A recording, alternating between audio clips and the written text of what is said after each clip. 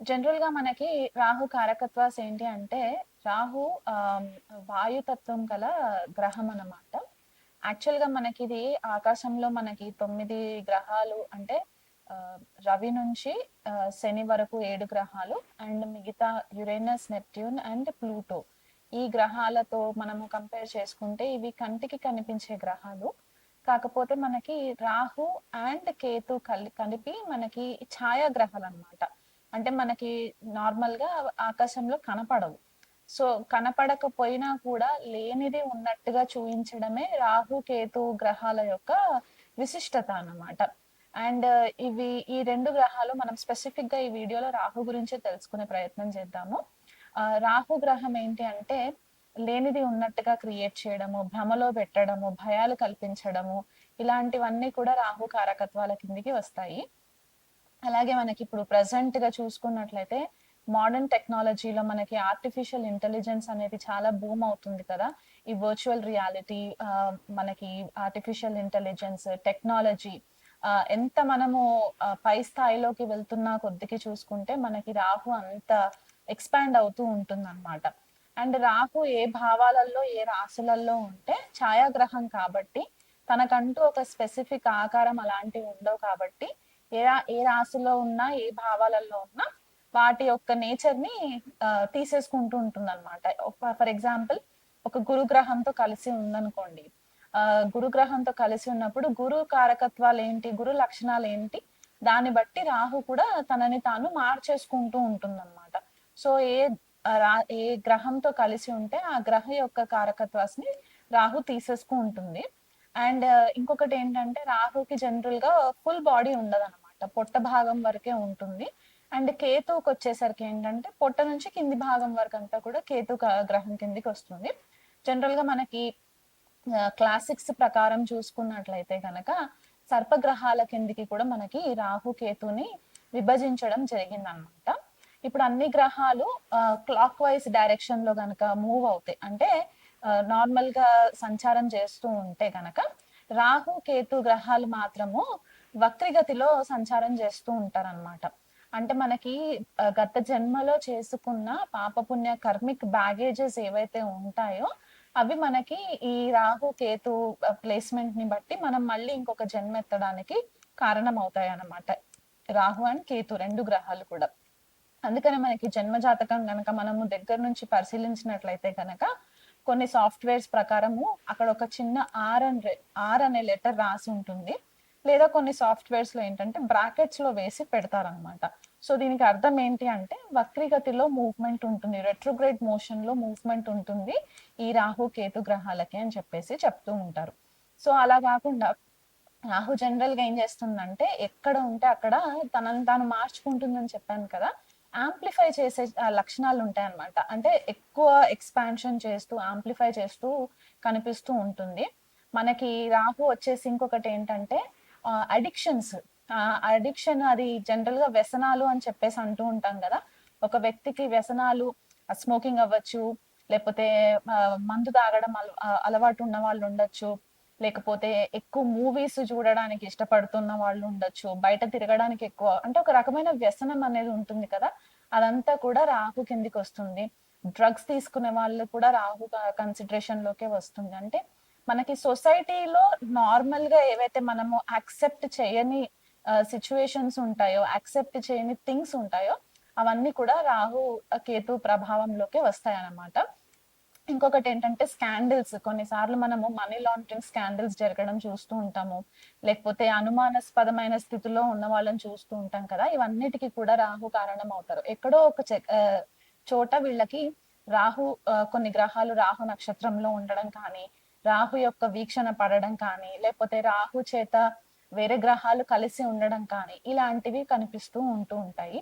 And మన కర్మలు గ గత జన్మలో మనం చేసుకున్న ఆహ్, ఆహ్, చెడు కర్మలు ఏవైతే ఉంటాయో అవన్నిటికి కూడా మనకి కర్సెస్ అని చెప్తూ ఉంటాం. అంటే శాపాలు.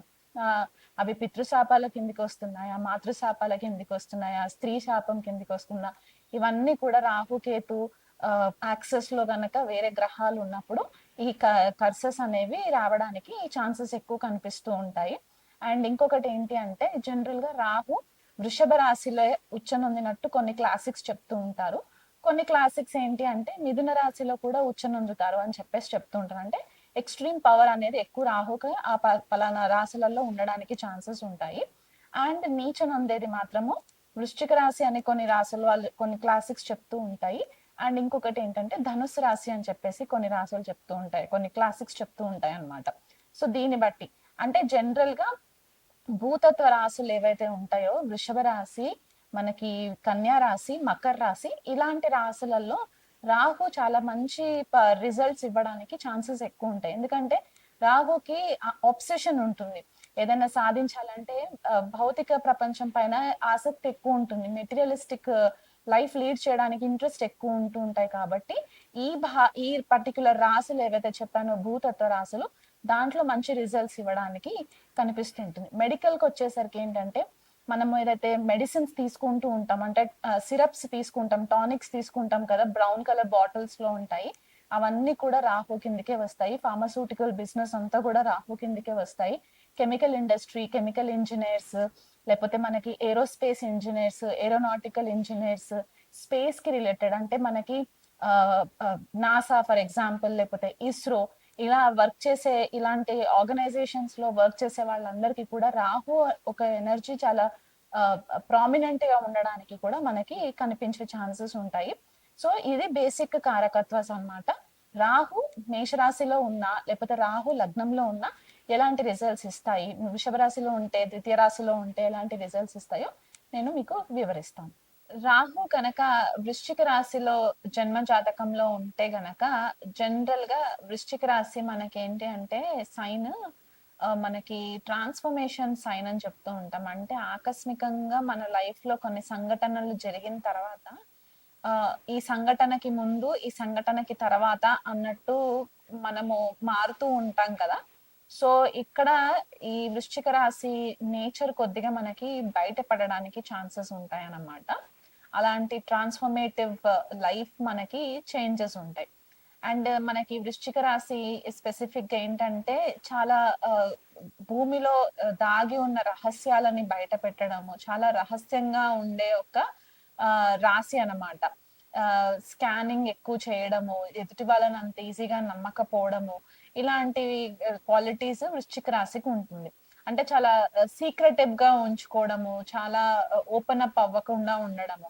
ఇప్పుడు రాహు వృశ్చిక రాశిలోకి వచ్చినప్పుడు జనరల్ గా రాహు యొక్క నేచర్ కూడా ఇంచుమించు అలాంటి నేచరే అన్నమాట. అంటే ఆకస్మికంగా మనకి అది లాభాలు కావచ్చు, నష్టాలు కావచ్చు, ఆకస్మికంగా మన లైఫ్ లో కొన్ని సంఘటనలు జరగడానికి రాహు కూడా మనకి మెయిన్ సిచ్యువేషన్స్ క్రియేట్ చేస్తాయి కాబట్టి ఈ రాహు వృశ్చిక రాశిలో వచ్చినప్పుడు ఏమవుతుందంటే వీళ్ళకి తెలియని విషయాల గురించి ఎక్కువ తెలుసుకోవడము, కొంతమందికి స్పెసిఫిక్ గా చూసుకుంటే దెయ్యాల గురించి, భూతాల గురించి ఇంట్రెస్ట్ ఎక్కువ ఉంటుంది.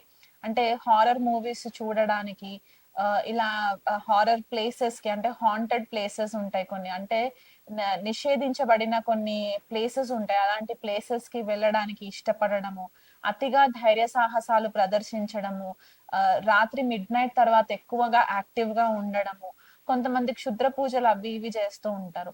తంత్ర వైపు ఎక్కువ ఇంట్రెస్ట్ ఉండడము, ఇవన్నీ కూడా రాహు వృశ్చిక రాశిలో ఉన్న వాళ్ళకి కొద్దిపాటిగా ఇంట్రెస్ట్ ఎక్కువ కనిపిస్తుంది. ఇది నెగెటివ్ సైడ్ రాహు అన్నమాట.